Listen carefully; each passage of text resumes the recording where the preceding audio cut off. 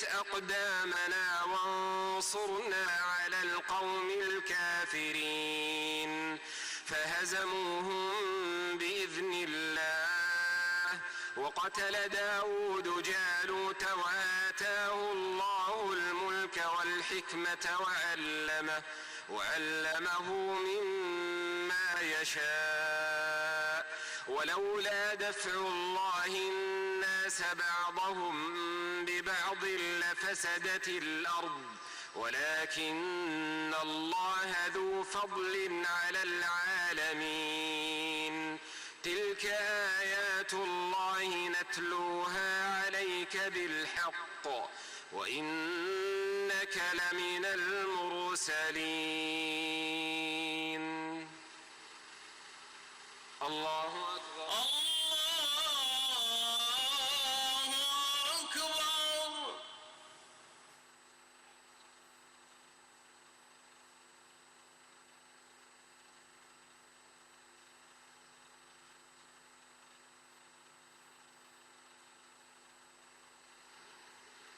سمع الله لمن حمده. ربنا لك الحمد.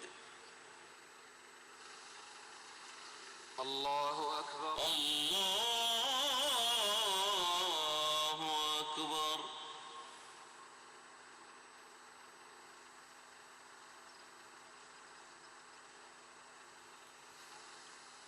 الله أكبر. الله أكبر.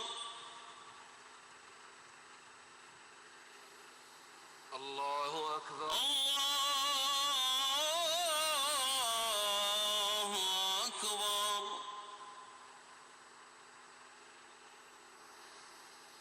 الله أكبر. الله أكبر.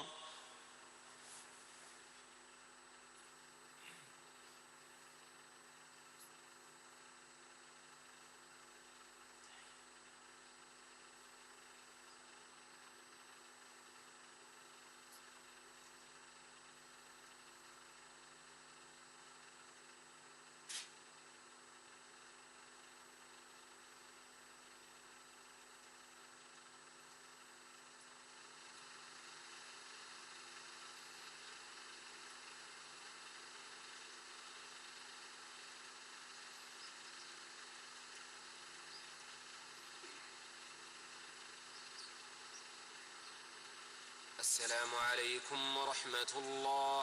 السلام عليكم ورحمة الله. السلام عليكم ورحمة الله. السلام عليكم ورحمة الله.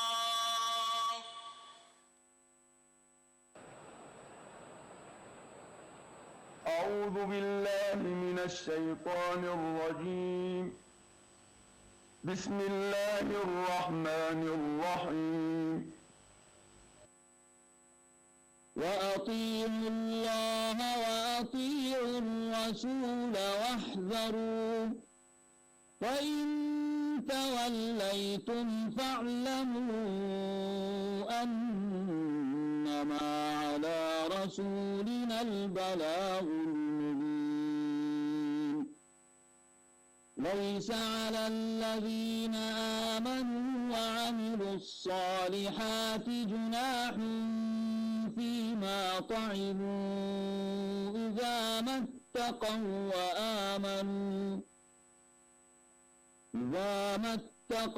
وآمنوا وعملوا الصالحات ثم اتقوا وآمنوا ثم اتقوا وأحسنوا والله يحب المحسنين.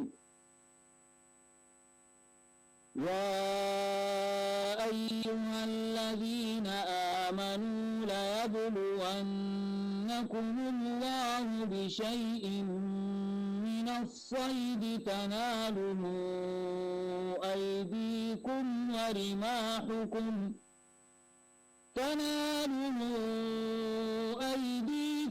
ورماحكم ليعلم الله من يخافه بالغيب.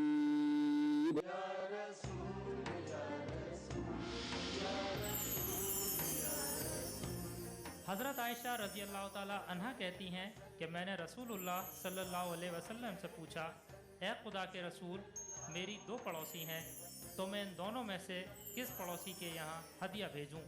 आप सल्लल्लाहु अलैहि वसल्लम ने फरमाया कि दोनों में से जिसका दरवाज़ा तुम्हारे दरवाजे से ज़्यादा करीब हो। वलियों के सालार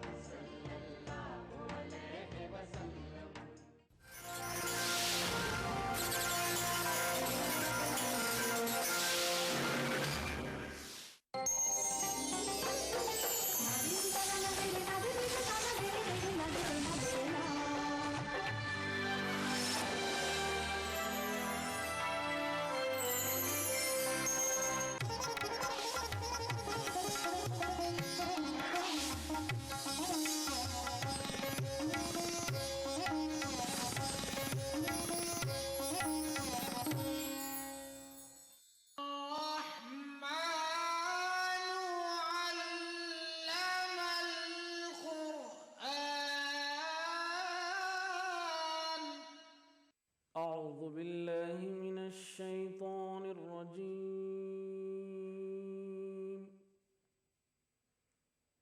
بسم الله الرحمن الرحيم.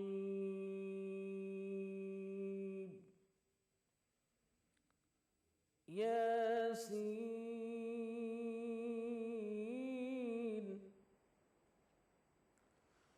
والقرآن الحكيم إنك لمن المرسلين على صراط مستقيم.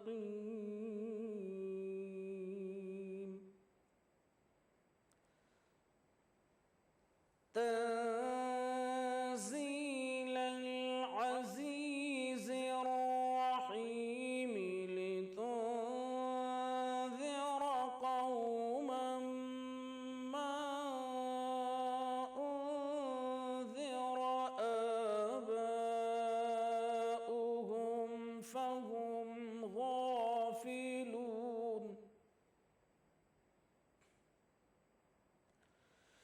لقد حق القول على أكثرهم فهم لا يؤمنون.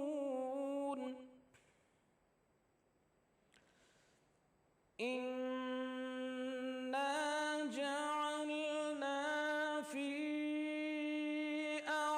أعناقهم أغلالا فهي إلى الأذقان فهم مقمحون. وجعلنا من بين أيديهم سدا ومن خلفهم سدا فأغشيناهم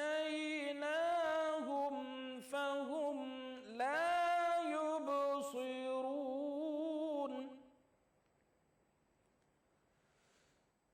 وسواء عليهم أأنذرتهم أم لم تنذرهم لا يؤمنون.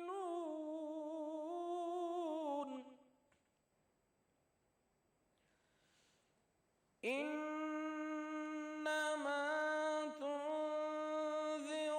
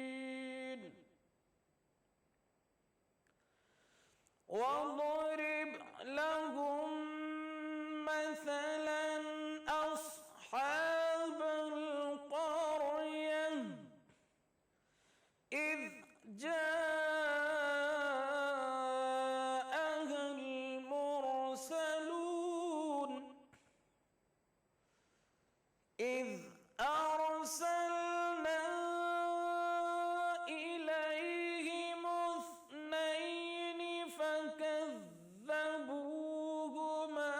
فعززنا بثالث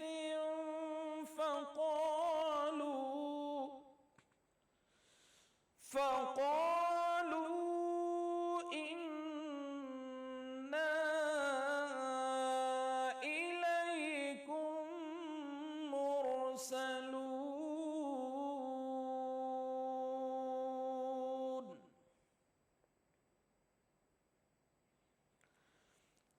قالوا ما أنتم إلا بشر مثلنا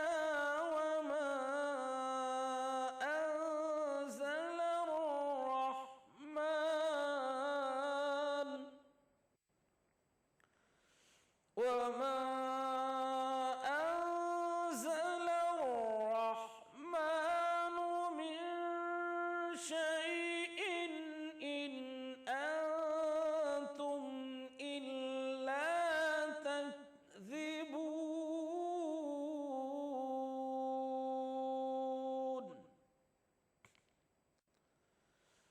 قالوا ربنا يعلم إنا إليكم لمرسلون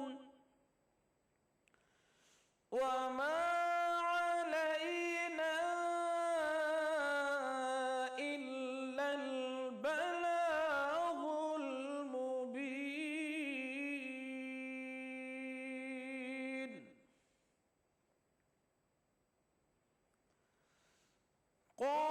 قالوا إنا تطيرنا بكم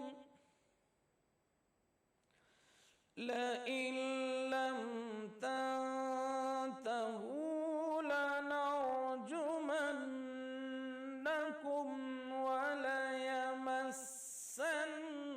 وليمسنكم منا عذاب أليم قالوا طائركم معكم أئن ذكرتم بل أنتم قوم مسرفون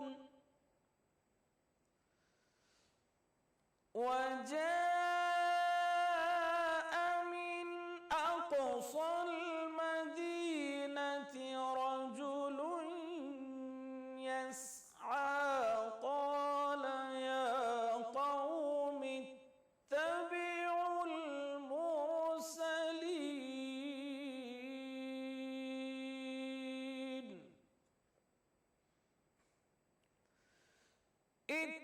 اتبعوا من لا يسألكم أجرا وهم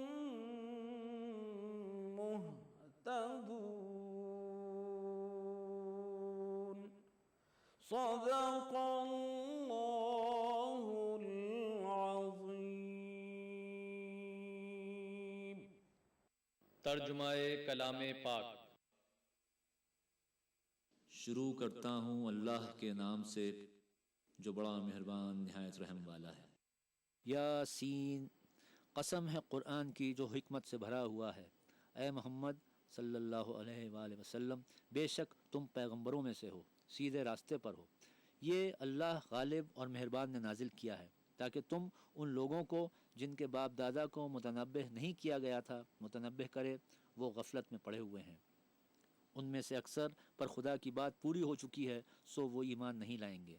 ہم نے ان کی گردنوں میں توق ڈال رکھے ہیں اور وہ تھوڑیوں تک پھنسے ہوئے ہیں تو ان کے سر اُلل رہے ہیں، اور ہم نے ان کے آگے بھی دیوار بنا دی اور ان کے پیچھے بھی، پھر ان پر پردہ ڈال دیا تو یہ دیکھ نہیں سکتے، اور تم ان کو نصیحت کرو یا نہ کرو ان کے لیے برابر ہے، وہ ایمان نہیں لانے کے۔ تم تو صرف اس شخص کو نصیحت کر سکتے ہو جو نصیحت کی پیروی کرے اور اللہ سے غائبانہ ڈرے، سو اس کو مغفرت اور بڑے ثواب کی بشارت سنا دو۔ بے شک ہم مردوں کو زندہ کریں گے، اور جو کچھ وہ آگے بھیج چکے اور جو ان کے نشان پیچھے رہ گئے ہم ان کو قلم بند کر لیتے ہیں، اور ہر چیز کو ہم نے کتاب روشن یعنی لوح محفوظ میں لکھ رکھا ہے۔ اور ان سے گاؤں والوں کا قصہ بیان کرو جب ان کے پاس پیغمبر آئے، یعنی جب ہم نے ان کی طرف 2 پیغمبر بھیجے تو انہوں نے ان کو جھٹلایا، پھر ہم نے تیسرے سے تقویت دی تو انہوں نے کہا کہ ہم تمہاری طرف پیغمبر ہو کر آئے ہیں۔ وہ بولے کہ تم اور کچھ نہیں مگر ہماری طرح کے آدمی ہو، اور اللہ نے کوئی چیز بھی نازل نہیں کی، تم محض جھوٹ بولتے ہو۔ انہوں نے کہا کہ ہمارا پروردگار جانتا ہے کہ ہم تمہاری طرف پیغام دے کر بھیجے گئے ہیں، اور ہمارے ذمے تو صاف صاف پہنچا دینا ہے اور بس۔ وہ بولے کہ ہم تم کو نامبارک دیکھتے ہیں، اگر تم باز نہ ہوگے تو ہم تمہیں سنسار کر دیں گے اور تم کو ہم سے دکھ دینے والا عذاب پہنچے گا۔ انہوں نے کہا کہ تمہاری نحوست تمہارے ساتھ ہے، کیا اس لیے کہ تم کو نصیحت کی گئی؟ بلکہ تم ایسے لوگ ہو جو حد سے تجاوز کر گئے ہو۔ اور شہر کے اگلے کنارے سے ایک آدمی دوڑتا ہوا آیا، کہنے لگا کہ اے میری قوم، پیغمبروں کے پیچھے چلو، ایسوں کے پیچھے جو تم سے صلہ نہیں مانگتے اور وہ سیدھے راستے پر ہیں۔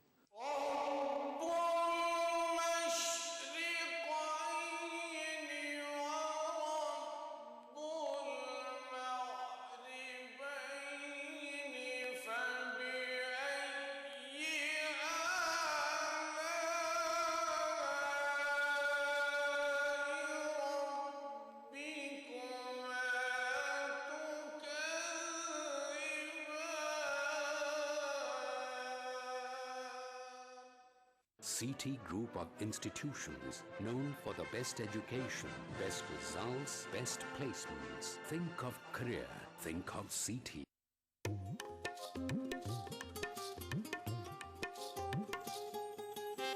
رمضان کا مقدس اور مبارک مہینہ جو ہر ایک کے لیے ہے خاص، اس خاص موقع پر ETV اردو لے کر آ رہا ہے خوبصورت اور روحانی پروگرام۔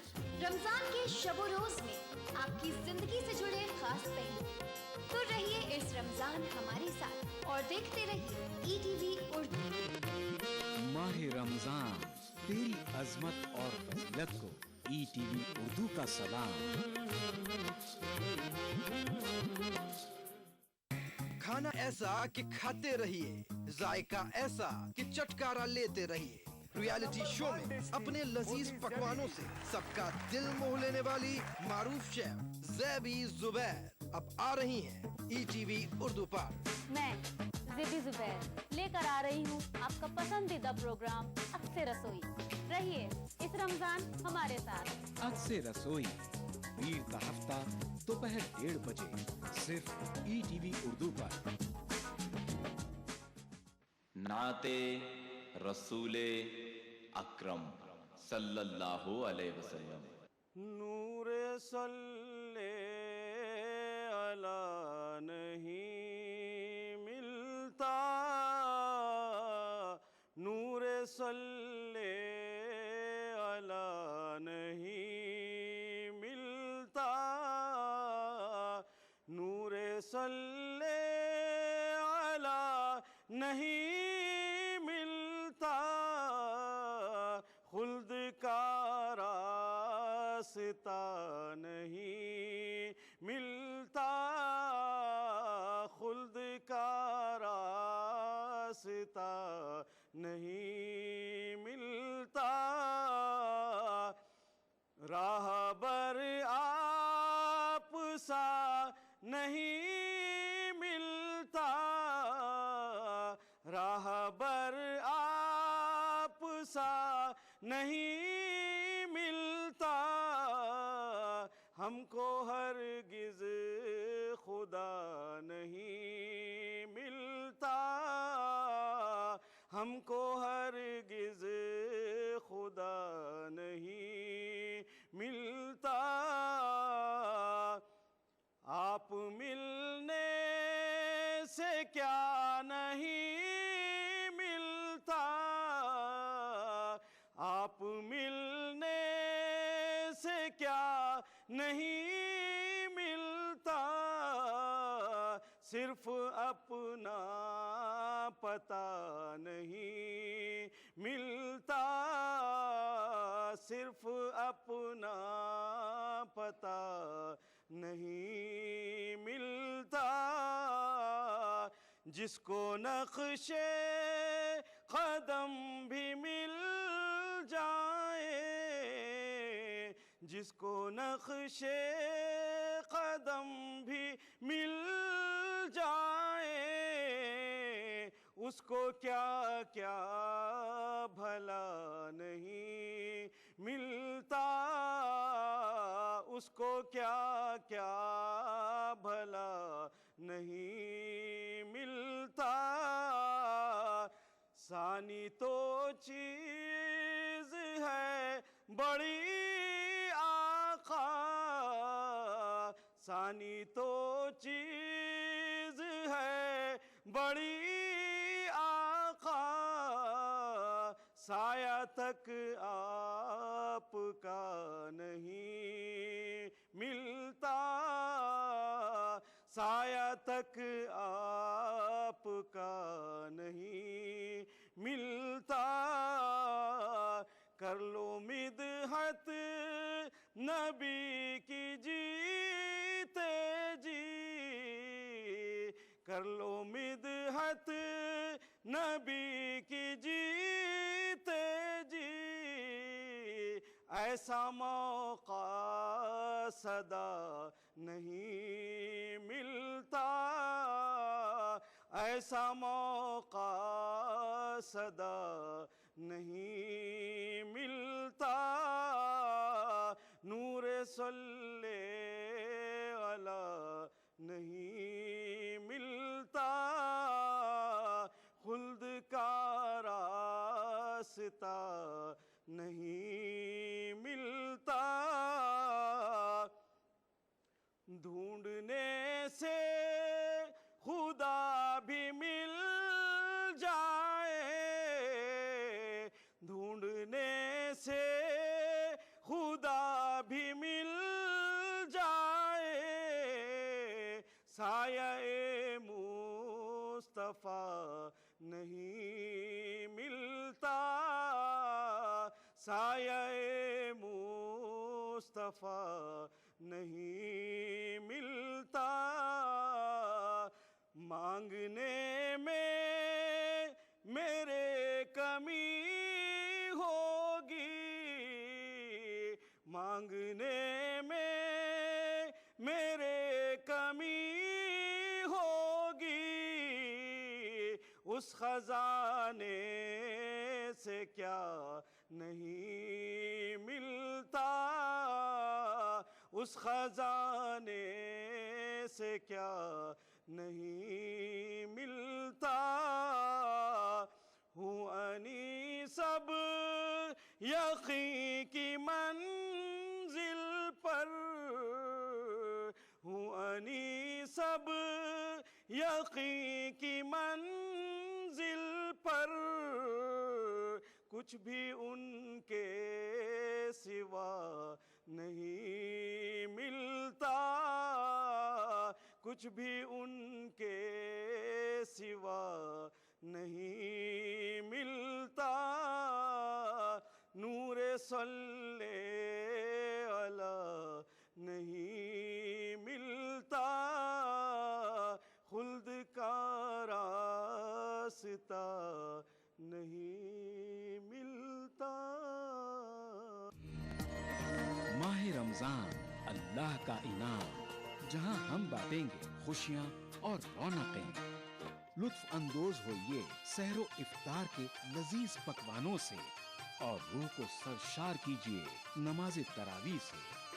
بازار میں کیا ہے فیشن کے رنگ، بچوں میں کیسی ہے عید کی امنگ، ہندوستان کے 30 تاریخی شہروں میں رمضان کے نورانی شب و روز، پروگرام رمضان کی رونقیں، روزانہ رات 10:30 بجے، صرف ETV اردو پر۔ بچھڑیں گے تو مر جائیں گے ہم دونوں، ایک ڈور میں ہے ہم کو یہ در باندھے ہوئے۔ خواب میں अपनी वफादारी पे कोई शक नहीं होता, मैं खूने दिल मिला देता हूँ जब झंडा बनाता हूँ। हिंदू और मुस्लिम मुल्क की दो आंखें हैं। अपने मुल्क की तरक्की और खुशहाली का काम हिंदू और मुस्लिम एकता के जरिए किया जा सकता है। मजहब नहीं सिखाता आपस में बैर रखना। हिंदी हैं हम, वतन है हिंदुस्तान हमारा।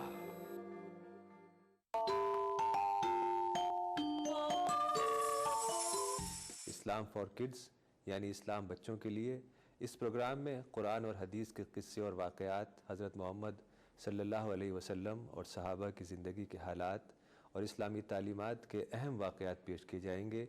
इसमें हमारे लिए सबक है, गाइडेंस है और रहनुमाई का सामान है।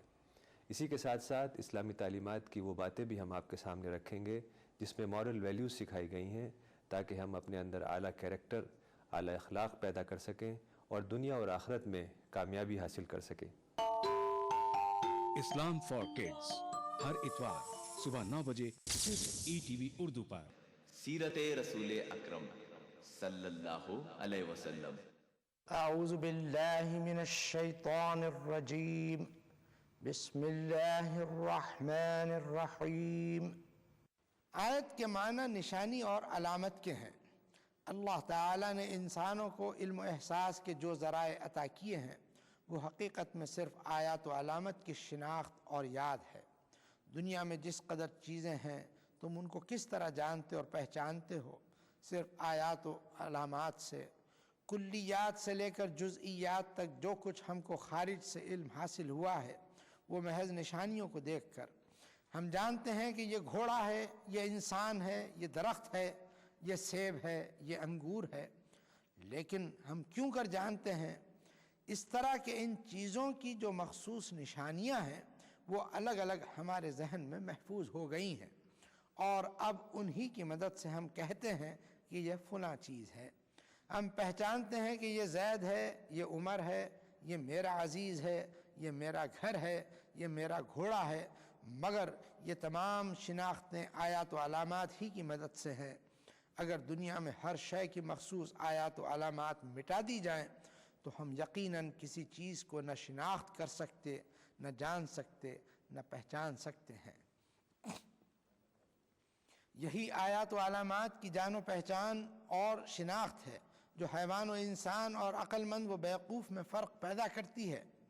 जिसमें इन आयात व अलामात की शिनाख्त, तमीज़ और याद की क़ुव्वत जिस कदर ज़ियादा होगी उसी कदर उसकी अक्ल व दानाई का कमाल ज़ियादा होगा।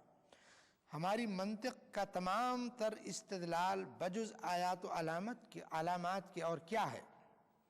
हम अपने जिस दावे पर जो दलील कायम करना चाहते हैं वो उन्हीं आयात व अलामात की मदद से करते हैं, बल्कि हमारे तमाम तजुर्बे और मुशाहदे, बल्कि तबीयत, कीमियात, नबातात, हैवानात, अर्ज़ियात, हंसियात, रियाजियात वगैरह जो कुछ और जिस कदर उलूम भी हैं वो सिर्फ़ और सिर्फ अलामात शिनासी का मजमुआ है, जिनसे हम बराह रास्त जुज़इयात का इल्म हासिल करते हैं और फिर हम उनसे कुल्लियात तैयार कर लेते हैं। गरज हमारा तमाम तर फ़न इस्तिदलाल दरअसल इन्हीं आयात व अलामात पर मौक़ूफ़ है। अगर अशिया की अलामात व आयात महव कर दी जाएँ तो हम न